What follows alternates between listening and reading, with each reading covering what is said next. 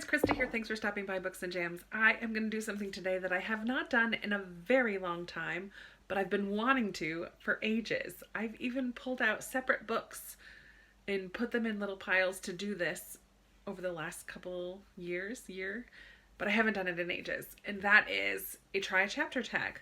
So at the beginning of 2020 and 2019, I asked you guys for recommendations of books that I owned that I should read throughout the year, and you came through with a huge list of books. All year long I've been working on reading those books, throwing them into my reading throughout the year. I've been doing decently with them, and I have one more month, just a little over a month left to go to read those books. So I am going to do a try a chapter today of the lowest rated books on that TBR cart. I put all the books that you recommended onto my TBR cart. So I went through the list of them and I pulled out the 5 lowest rated books. And I'm going to do a chapter, try a chapter, and I'm going to read the first chapter, see if it's something that I think draws me in quickly. Should I read it, or should I save it and not read it right now, or should I just unhaul this? So here are the five books with the lowest rating. We have The Little Paris Bookshop by Nina George.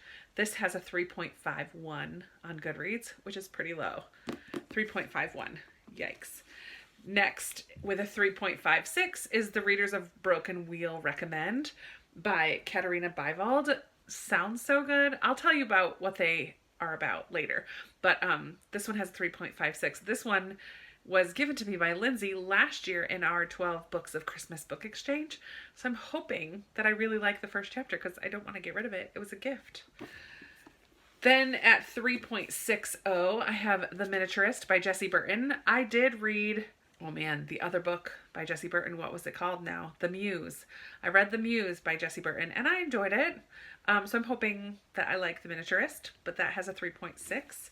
And then both of these last two have a 3.61. So all very close to each other, but they are A Little Something Different by Sandy Hall and The Spy Mistress by Jennifer Chiaverini. So in this video, I'm going to read the first chapters of these. I have no idea how long the first chapters are. I'm hoping they're not too long. And I will report back on each one as I go, maybe kind of rank them. Do I think this is the order? Do I want to read them? Do I not want to read them? I will let you know all of that as we go. So I'm going to start right now and read the first chapter of The Little Paris Bookshop. Let's see if it draws me in. I'll let you know in a second. So I haven't even started yet, but that dedication is so good. Dedicated to the departed and to those who go on loving them. Okay. That makes me feel tender-hearted already towards this book. Let's see if the chapter is just as good. Oh, and I checked. This one has super short chapters. The first chapter is only 5 pages. I'm going to read 1 and 2 because that only brings me to page 10. So I feel like that will give me a better understanding of this book. Let's see. So I almost cried in the first 10 pages of this book.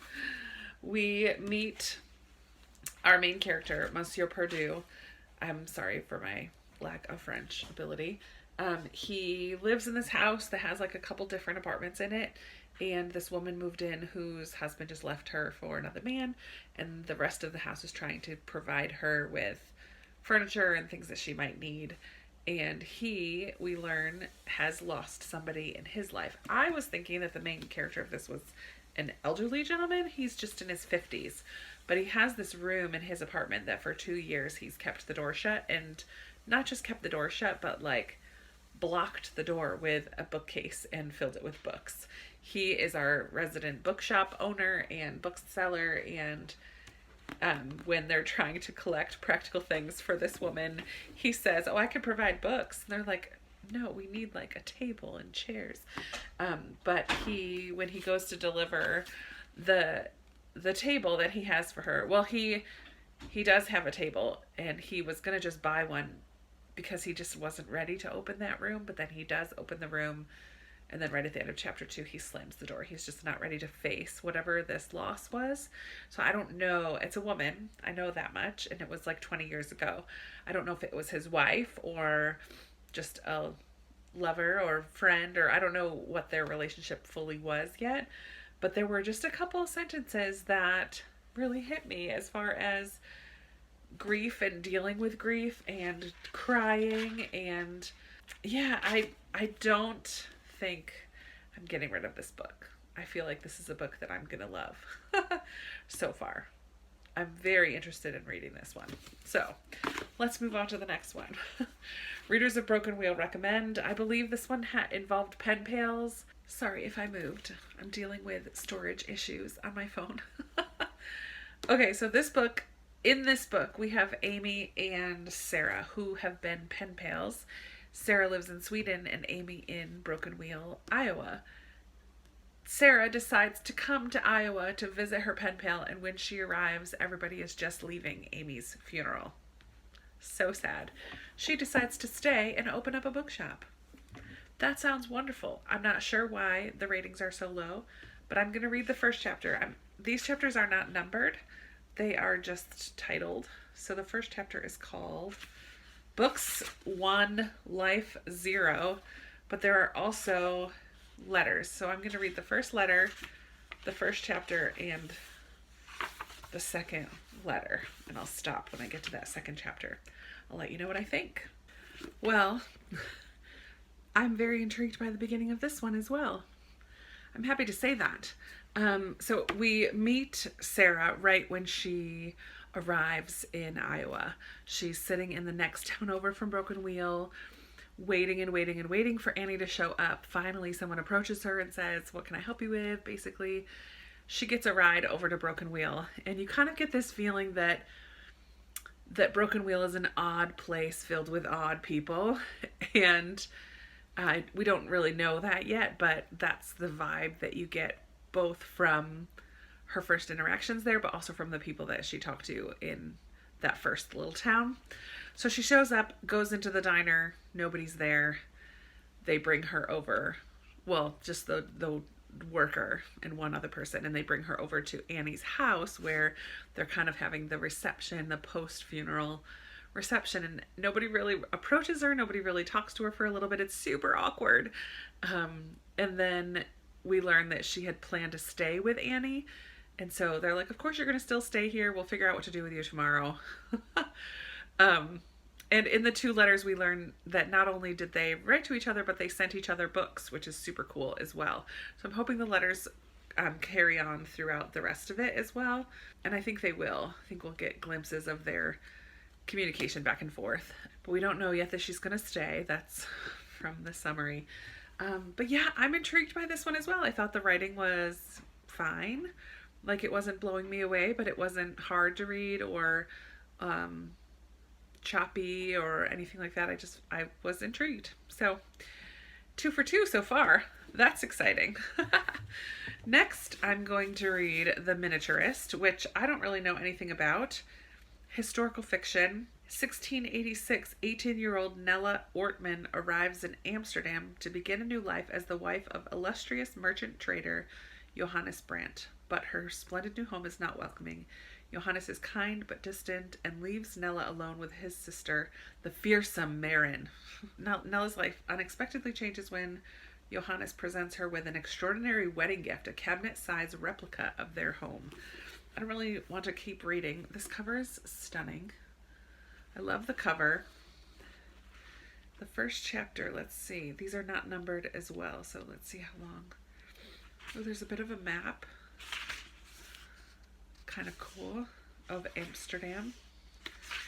All right, so we have like a prequel.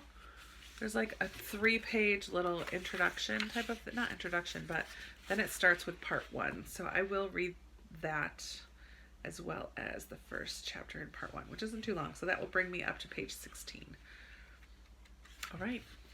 Let's hope that it draws me in as much as the other two so far. We'll see.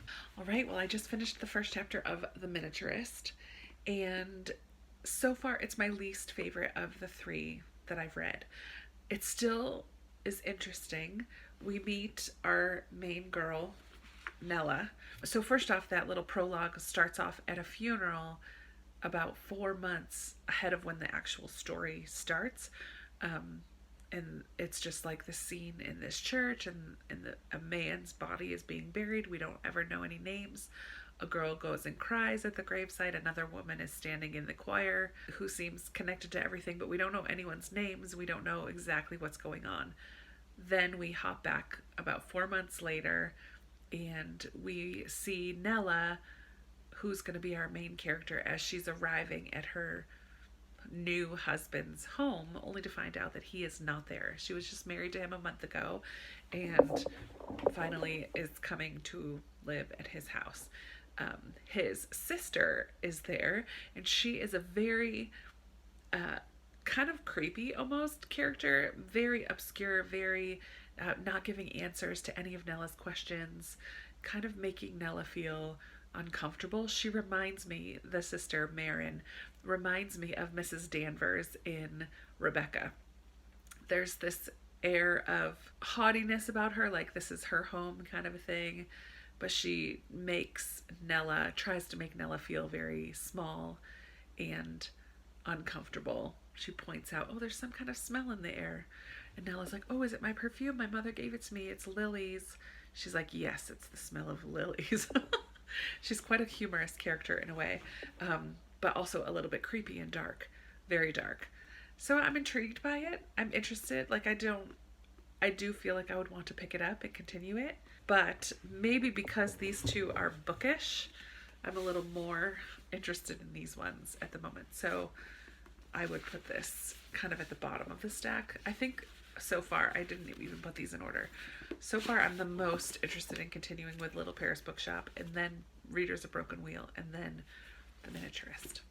So, I mean, it's good that I'm interested in all three. Next, let's just go on with a little something different.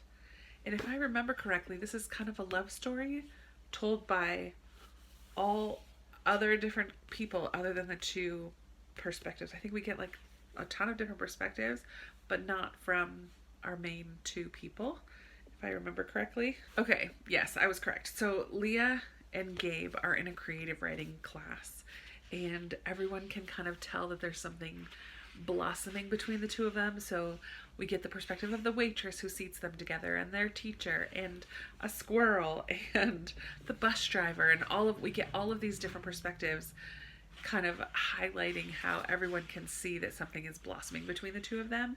We don't actually get to hear from Leah and Gabe.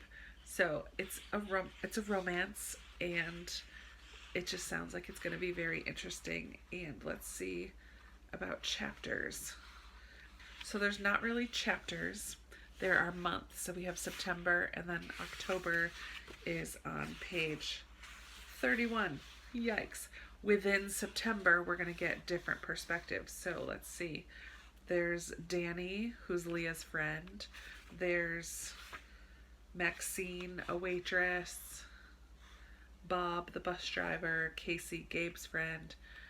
So I feel like this will go quickly. I will read all of September. I feel like it won't take me very long, even though it is 30 pages. I feel like this will be a quick read. So let's see the start of Leah and Gabe's story and see if it draws me in. I feel like this is going to be one that I'm just going to want to fly through. I feel like it's going to be pretty quick. But let's see. Maybe not. It doesn't have the greatest Goodreads ratings, but that doesn't always mean anything. We'll see. Okay, this is so cute. I think I'm going to keep reading this one. I should probably finish it tomorrow, and you'll see it in my November wrap-up. So we're in college. Leah and Gabe are both in the same creative writing class, like I said. So we've heard from the teacher, friends of both of them, a squirrel that was on the bench where Leah was eating. The bench. We heard from the bench, the bus driver, a roommate, a brother, and we had a meet cute. Like on the first day of class, Leah turns around backwards talking to her roommate and runs into him. His stuff goes all over. She helps him pick it up. We see their creative writing teacher has this propensity for picking out two kids in her class that she's going to kind of play matchmaker with throughout the semester. And of course, she picks Gabe and Leah, so we'll see how she helps get them together. We see the bus driver just kind of noticing them looking at each other, like glancing at each other when the other's not looking. It's just super cute. It's really cute. It's simple. Like, the writing is definitely not as literary, maybe, as some of the other ones. It's very simple. I think it's probably technically a YA if they're in college, young adult, new adult, maybe. But I really loved that. It's going on the top of the pile. Yay. I can't wait to get back to that. I have one more. My last one is The Spy Mistress by Jennifer Chiaverini. And I'm excited about this one because this takes place in Richmond, which is where I live. This is the true story of a woman named Elizabeth Van Loo, and this takes place in 1861. And Virginia has just seceded from the Union and has become part of the Confederacy. And Van Loo sets up this intricate spy network. I don't know if it's all females, but it goes from like the War and Navy offices, Jefferson Davis's office, like the head of the Confederacy, and Lincoln is in the White House. So it's all like Civil War stuff, and it takes place right here in my area. So I'm really excited to see if I like this one. The first chapter, let's see how many pages I have to read. So 16 pages, not too bad. Jennifer Chiaverini is a historical fiction author that I'm very interested in reading. I have this one, but she's written a couple other ones, and I think I have Mrs. Lincoln's Dressmaker as well by her. But she's written quite a few novels, so I'm hoping I like her. Maybe she's a new... Oh my word. She's written quite a few. That's a huge list. She wrote a lot of like quilts books, like The Quilter's Kitchen, The Winding Way Quilt, The Wedding Quilt, The Quilter's Homecoming, blah, blah, blah. That's funny. Okay. Well, I'm going to read this one, and I will let you know what I think of the first chapter in a moment. All right. I finished the first chapter of The Spy Mistress. I don't know if we would call this successful or an unsuccessful experiment, this chapter, because I really liked this one too. It's definitely much slower paced. I don't feel like I need to pick it up right now, but I love that it takes place right here in Richmond. I recognized like her home is in the Churchill area. I work in Churchill. She drove past the Capitol. So in this first chapter, it's the day that the Virginia Congress, I guess, or whatever, is voting on whether they're going to stay in the Union or join the Confederacy. And by the end of the chapter, we know that they have decided to join the Confederacy. Elizabeth Van Loo, Lizzie, our main character, she is not happy about this at all. At all. Very disappointed in that outcome. Also in this chapter, one of her, part of her family, Mary Jane, who is a freed black woman, that they sent up north to be educated. And apparently once you've gone up north, you're not supposed to move back to Virginia, but she does. And it was her wedding also in this chapter. We learned that Elizabeth is 43 and single. I love that. I love a 40-something protagonist who's single. That is like me. I can see myself in that. She had been engaged, maybe, or almost engaged, when her man, when he caught a fever and died. So she decided never to marry anyone else because nobody would be able to live up to the standard that he set. So I'm curious if there will be a romance in this one down the road. I don't know her story very well. So yeah, I'm very interested in this. So the good news is, I guess, that I don't want to unhaul any of these. And I think I would put this one fourth. So here's the order of how I would want to read them. A little something different. I'm going to keep reading. I'll probably finish this tomorrow. Little Paris Bookshop, I'm going to put on my December TBR. I think it's already, I had already had ideas of reading this because of a project I'm doing in December, but now I know I'm very interested in reading this one. I may try to finish Broken Wheel this month. I have time before the end of November. We'll see. But then I'm also very interested in these two. Well, very interested in this one, and this one I'm interested in, but not very interested in. Does that make sense? So yeah, I'm very curious if I'm going to rate these higher than a 3. So will I rate them a 3 or a 4 or 5? Are there any 5-star reads in here? I don't know. What I do know is that some of you recommended these to me to read from my shelves. So I know that some of you have loved these books. So I'd love to chat with you more about them.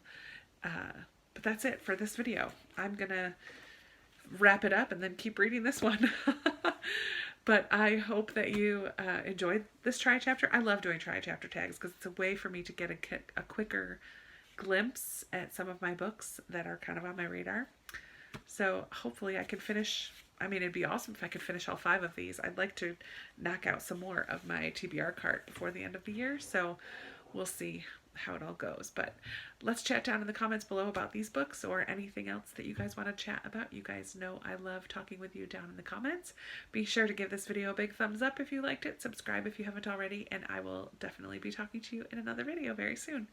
Bye.